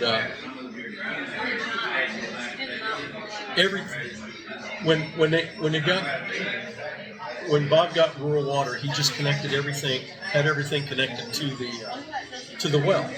Okay, shut the well off, but all the piping to everything was part of that. Okay. Well, along with it is he used to run water to water, cattle and stuff on the backside of it. They had a pipe that ran all the way down, and there was this one area where he used to have a tank and stuff that he'd fill it up for the cattle. So we've taken over everything. So all the utilities, all the water and stuff like that. I get my first water bill. It's $160. I'm like, what the heck? And I look around and everything, and then I go down to where the old tank was at because it had been gone for a while, and it's just swampy. Oh, wow. Really swampy. And so by that time, Bob's living with Bill, right? And I go over to Bill's house and I'm talking to Bob and Bill, and I says, I just want to ask you, is there a water leak at the place? And they both go, oh, yeah. Bob had been paying that much money every month and not fixing it. Which, okay, maybe he just didn't care anymore, but that's money out of his pocket, So I fixed it. I fixed it and took care of that little business. Okay. It can get expensive for sure. And it used to not be that way. I mean, the water there was reasonable. Yeah. And they put one of those, radio emitting meters at my house. And one day, we got the bill, and I go, an awful lot of water, or expenditure. So I went down and talked to Sheila, and I said, hey, Karen has this water bill in her name. And the reason why is because she's a senior and she gets a discount. Yet our bill is this much. And she says, yeah, that doesn't seem right. Because she looked at our history. Right. She said, yeah, that doesn't seem right. I said, we haven't used that much water. I said, but you swapped out that meter. I said, have these guys been checking the reading, or are they just prorated? Sure enough, the next month they prorated it. Sure. And that happened to me down at the shop too. When I shut the electricity off, or I didn't shut it off, but I wasn't using any electricity down there, they prorated it. I had been paying like $5 a month for electricity, and all of a sudden it's $94. Yeah. I called them up. I said, "What's this all about?" Oh, they prorated your meter. I said, "Look at my history. I haven't used it." Well, they fixed that. Yeah. Yeah. But I'm like, I can't do that because I guess generally speaking, people aren't going to pay much attention to it. They're just going to pay the bill and go on. Well, and that's what they're counting on.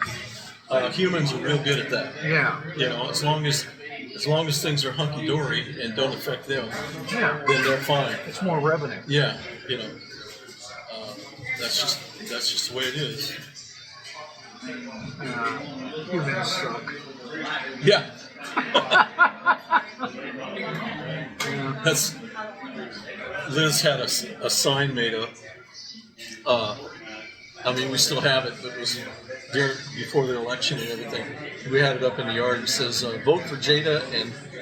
I saw that. Oh, you saw it? Yeah, I saw it. Because humans suck. It's so true, too. I'd have voted for him. You had Jada and Coco, didn't you? Yeah. Yeah, Coco's gone.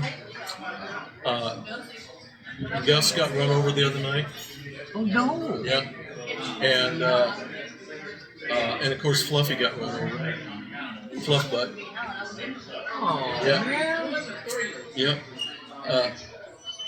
We hadn't seen Gus in a month, maybe 2 months. And Liz is always, "Oh, imagine he's gone." I'm like, no, he's feraling. He's a tomcat. I've told her this story many times about Tom, our old Brennel cat that we had, or whatever. Not Brennel, but anyhow. Yeah. He'd just show up. He'd just show up to eat, and made all the female cats around the house, and then leave. Never see him. He'd be gone for a year. I'm sure he was living 3 doors down, but that doesn't matter. And I told her, I said, "Gus is just feraling, and he doesn't like the pressure of the new cats and all this stuff. And, he can survive just fine. He knows if I want to go back, no problem." Yeah, right.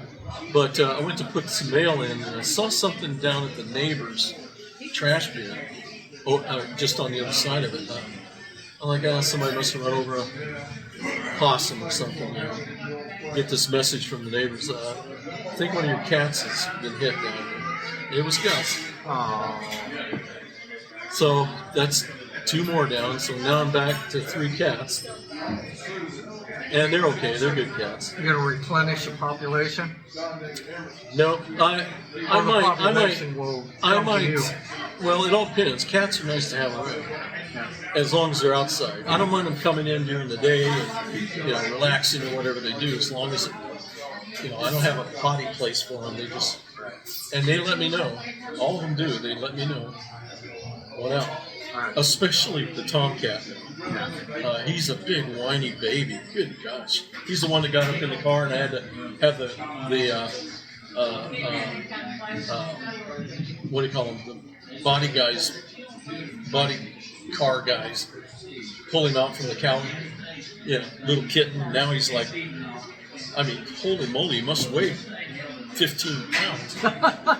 Big old tomcat. Biggest whiner you ever heard. Oh, well. He'll go in and he'll eat, and then it's just... And you go, "Okay, well, let's go." And he's like, "Well, no, I'm just talking." But with the little pup now, pup chases him everywhere. And it's kind of funny. When he gets tired of it, he'll lay down and wait for the pup to come up to him. And then he grabs him. And you hear the pup squeal. And then he'll let go and everything. So, and so the pup loves it, Yeah. And she's relentless. She won't stop because somebody to play with. Because it's a pup. Yeah. Yeah. And so it's kind of fun to watch. But when he gets tired of that, he's like, "Okay, I want to go out now. Yeah. This thing is crazy." So, yeah, that's kind of a fun thing to watch. The pup chases all the cats. They have to get up on the counter where they eat. And to get away from him. Then finally they just give up and let her come over and gnaw on him a little bit. But you'll hear a yelp. every once in a while when they. And then there's that Siamese mixed cat. Yeah. Okay, now she's just plain mean. Yeah. And, Siamese. yeah, she don't want to have anything to do with it, and she'll just literally, you'll hear her yap yap yap yap, and it's like, yeah. And that cat, sometimes you pick him up to put her out, and she'll growl. Yeah. How dare you touch me? Yeah. But, I'm the last of the Green Samurai. yeah. But anyhow, yeah, we've lost 3 this year. Oh, that's too bad. Well, an update on Atlas. You know, he was just chewing his whole back end off. Yeah. I mean, it was just bare skin and meat and blood and guts. And I finally texted Lisa. I says, I got to get a handle on this. I said, there's no fur to cut. You know, she's the groomer. And so I changed his diet. I don't give him any of the kibbles anymore because it's like 27% protein, cool protein. It's too hot for him. So I've been giving him these Pure One for small breed. I don't know what it's meant, pureed stuff. And of course, the loaf that I buy for the dogs, and I cut them up a little piece of that, feed it to them. So I've been giving him a piece of the loaf and these little puree things. And now I just and it was like overnight. It started healing because it was no longer hot for him. And so he's healing now, so that's good. Good. We're going to go to, probably this month, we're going to go to PetSmart and look. We've been looking at the kibbles locally, and they're too hot. They're almost too hot for the other dogs, and they're very resilient. But Atlas, he's just too sensitive. And he's old. I mean, he's 15 years old. So we're going to go to PetSmart and look at some of their kibbles and see if there's anything with lower protein. And if we find something, you know, because I don't want him to not have something crunchy. Yeah. Chewing. But this change in his diet has been a miracle. Wow, that is really good. It really has helped. He still bites a little bit, but you know, I can't cut all the protein. Yeah. I never thought about protein doing that to him. Yeah. I mean, back when I had bird dogs and water dogs, you know, the more protein, the better. Yeah, the working dogs, definitely. Yeah. I mean, I even started feeding old Roy because it actually had a better protein count than the other, you know, Purinas and stuff like that. But yeah, for the working dogs, yeah, they need their protein because they're going to burn it. Well, and that's why I stopped going to over here and getting, you know, the butcher. It was just too hot for him. Yeah. It was just too hot for him. And, you know, I understand why the ranchers and the farmers are getting the cuttings because they have working dogs. Sure, yeah. You know, but yeah, he's gotta definitely have bland. Yeah. Okay. And but I want to find some kind of kibble for him. And PetSmart may not have anything. You know, they're I'm sure just they going to can push. accommodate. Yeah. I mean, they have like 4 aisles of just different foods. And that's why we want to go. Yeah. I mean, surely. I went online and it's like our food. You know, you want something nutritional, you're going to pay out the nose. You want something that's made from plastic that bound to kill you. Yeah, you get it cheap because they can make a ton of that versus 800 pounds of that. So you look, and you know the stuff that is really nutritional for your dog. You're going to pay through the nose for that stuff. Yeah.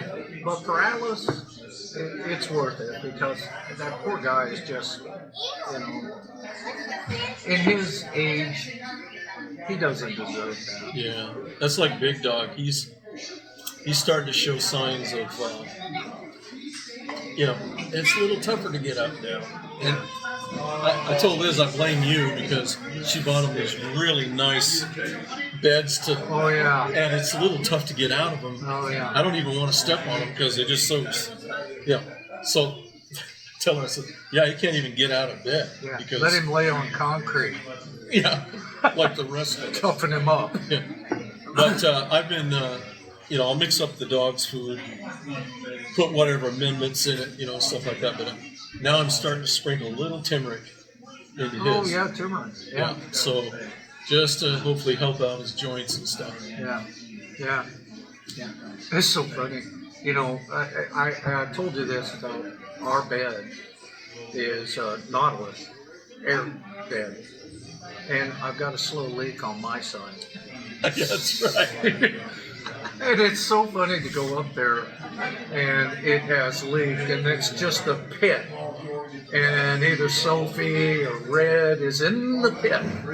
And I go, well, come on. And they're trying to dig their claw, just like how I do. I have to claw myself out of it.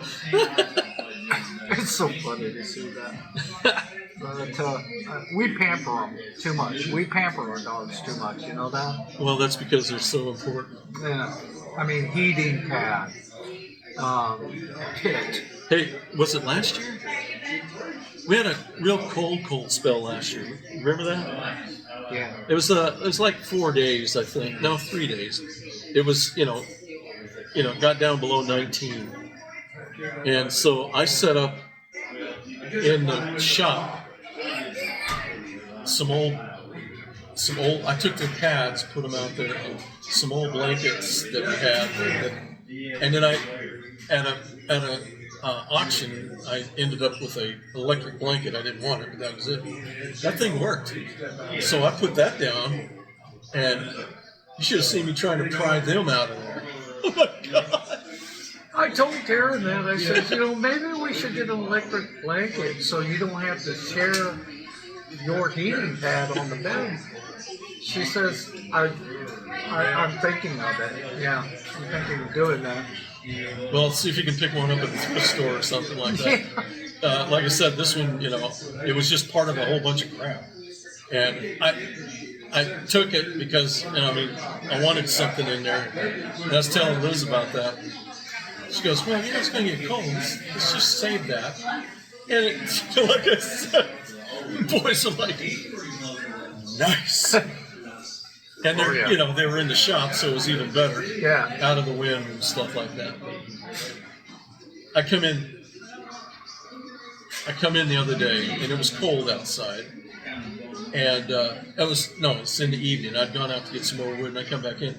Liz has Big Dog and Peanut in there. I'm like, what are they doing in here? Well, it's so cold. And she'd already put a blanket down. Oh.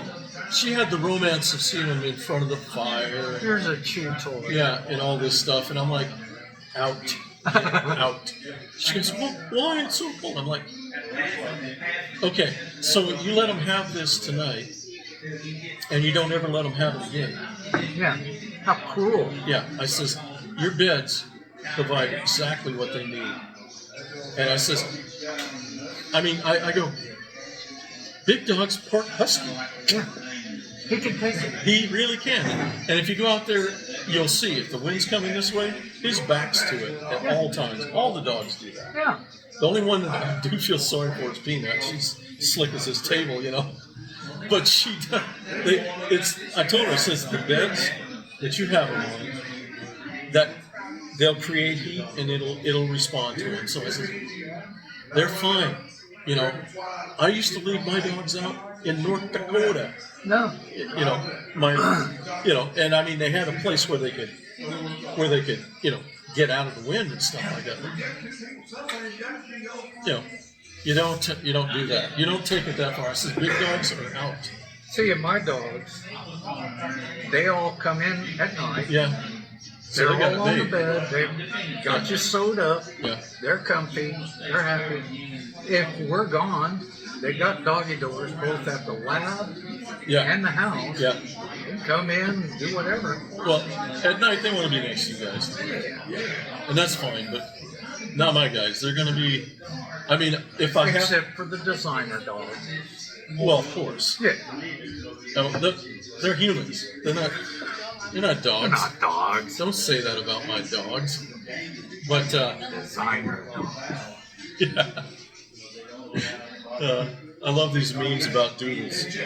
Have you seen any of them? Oh, they're so funny. One guy's talking about, yeah. A guy told me about having a doodle and it's hypoallergenic and all this stuff. And he says, they're doodles. They're all doodles.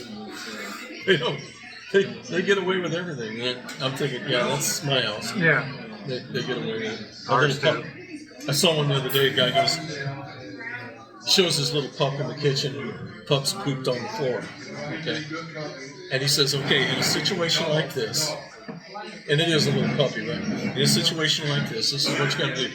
He grabs a roll of paper towel, just a half-used roll of paper towel. He says, "What you do is you grab this." He says, "It's too soft to make any difference." Implying that you're going to whip your dog on this with it. And he wraps it up with duct tape, and he says, now here's what you do. Do this about 13 times to her. Do this about 13 times, and you'll be okay. He picks it up and he starts beating himself. 1, 2, 3, 4. And he gets done, he goes, that's to remind you, it's a puppy, for God's sake. It's a puppy. It's a puppy. And it's going to. Yeah, you can do all you want. It's up to us to see the signs. Yeah. Like this morning, I took Little Butt out, and all she wants to do is roll around and smell everything. Yeah. Typical Puppy. Yeah. So she comes back in, and I'm starting to fix the gourmet foods. Everybody's getting gourmet except the cats. Yeah. And Liz is up. She's doing some stuff. And as I'm walking into the utility room, the doors open all the way to the bedroom. Right? Okay. And what I don't want is her ever getting on the carpet in the morning if she hasn't done her business. Well, she runs right in there. I'm like, Liz, get her. She hasn't done anything yet.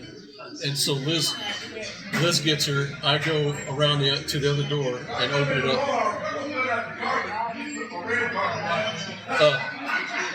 So they open up the door, and there she is. She had been running around and stuff like that. That's the sign you're looking for. She wants to take a dump somewhere. Yeah. So I picked her up, took her outside. Her bowels. Yeah, took her outside, did her thing. So, like I said, it's up to us to see the signs. And that's why the guy's like, because do this 13 times because it's a puppy, for God's sake. They don't have opposing thumbs. Oh, I'll just guess. Yeah. So, that's the thing we have to watch out for. You've raised pups. Oh, yeah. So, but she will tell us. You just have to be in tune to it. Now, if she comes up and she's like, you better get her outside. She's normally going to have to pee. She's going to broadcast her behavior. But if she's doing this, you better get outside. She's got to poop. Got a void. Yeah, it's all up to us to see the signs. And I don't, even our kids today, Karen, Blue will wake up Karen and say, I need to go outside. And Karen will wake you up. No, no. Don't you wake me up. The dog can crap right there on the floor, and you can clean it up later. Well, I clean it up later. Anyway, and yet there'll still be a pile of poo or a pee spot in the living room, and they always do it in the same vicinity. It's not all the time, but occasionally. And I'm like, how are we missing the mark? I don't know. But you know what? You just clean it up, call it good. Yeah, Liz has a little magnet. Says poop happens. Pick it up. Move on. Move on with your life. Move on with your life. It's gonna happen. Yeah.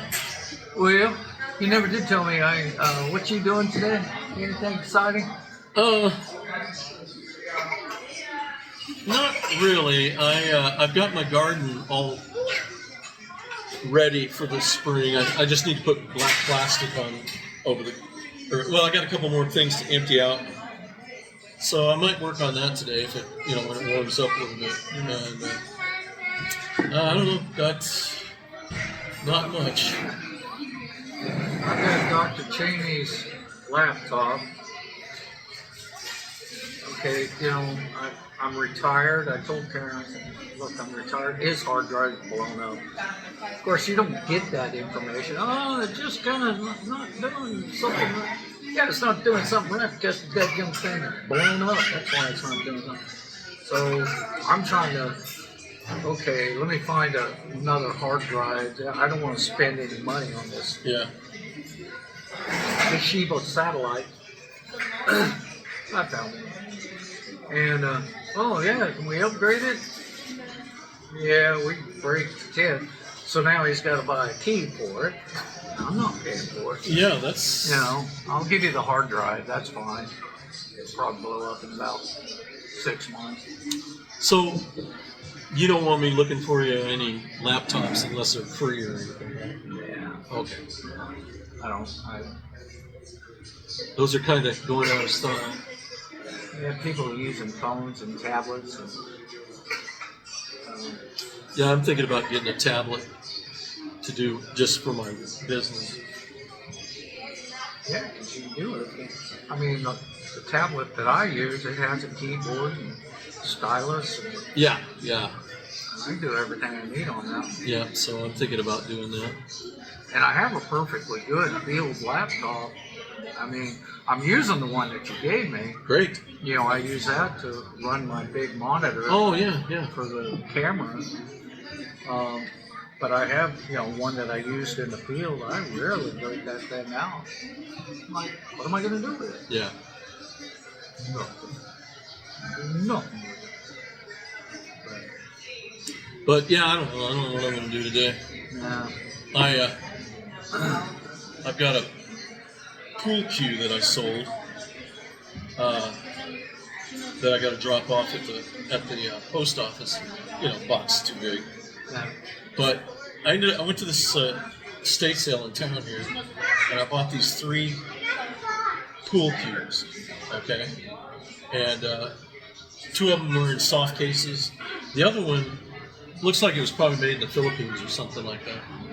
But it's a walking cane. Yeah. Wow. It's a pool cue, but it's a walking cane. The end of the pool cue goes down inside. It's a custom pool cue. That's unique. Yeah, I know. So that's, I got people bidding on that one. That's kind of nice. I've never seen anything like that. Yeah. Well, yeah. When I first saw it in this sale, look at that. Well, that's kind of interesting. Cane had a nice brass knob on it and everything. Oh, yeah. So I'm looking at it for that, and then I'm like, could this be? And I unscrew it. Sure enough, I'm like, well, how about that? So evidently, there's a little bit of a demand for it. So I guess simply because of its uniqueness. I think so. Yeah. But I got to look in pool cues.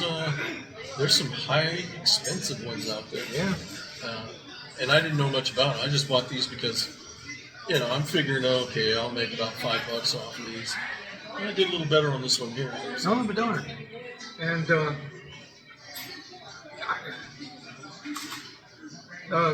pool cue, and then does it attach to the foot of the cane? Yeah. The cane itself's got a little brass pointy thing.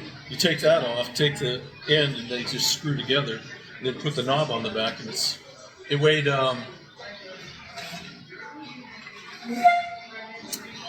all together. The pool cue weighed 1 pound 5 ounces. So I don't know if it's in great shape. You could definitely play pool with it. Yeah. But I don't know. I guess it's just the uniqueness of it being a cane. So that's kind of cool. I used to have a cane that had a sword in it. Yeah, Yeah. I've seen those before. Yeah. Yeah. I called it my pig sticker. I donated it to the dojo because it came black. You know, that traditional Oriental black. I sanded it all down and stained it with mahogany. No, what's the redder? Cherry? Tea? Cherry. Stained it with cherry. I donated it to my sensei for the school because she trained with it. So it was pretty cool. Yeah. So, anyhow, I don't know what I'm going to do today. Yeah. I think Liz wanted to do something. She's got some visitation she's got to do. There's a couple of ladies at church that are not doing well. Yeah, well, I got my lunch paid for because I got to take skinny britches to Texarkana. And I texted her before this cold spell came in. I said, "You gonna be okay?" Because I'm like, "You can come stay over here," because she don't turn on her heat or anything, and she's all crippled and crap. Well, it's like us. I mean, we basically keep the house at 64. Yeah. But I wear a sweatshirt, you know, and shorts. So, but then I fire up a wood fire, and that keeps that area completely warm.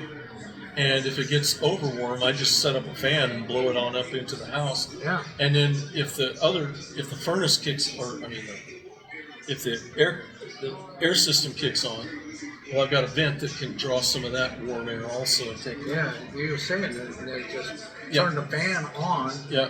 for the Yeah. central air. That is if it gets too warm. And today it might.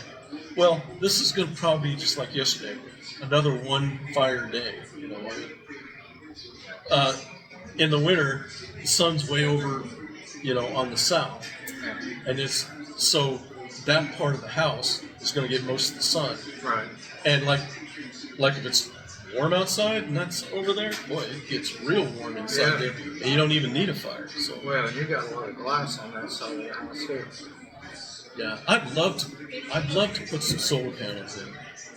You think so? You ought to talk to Fred, see how he's doing with his. He's got an install of solar panels. Really? Yeah. That probably comes in handy in Texas. $4 a month for his electricity. Jeez. And he doesn't even have batteries yet. He's going to buy the Tesla batteries too. Wow. Yeah, I'd love to. I wish they had some kind of a deal for seniors. Let's see, you'll be alive for probably another 5 years. We can sell this place and make a fortune. We can give you a deal. Yeah. Well, probably should get out of here. Yeah, Look let's on do it. Joe's computer. Well, brother, I'll send you a link via email.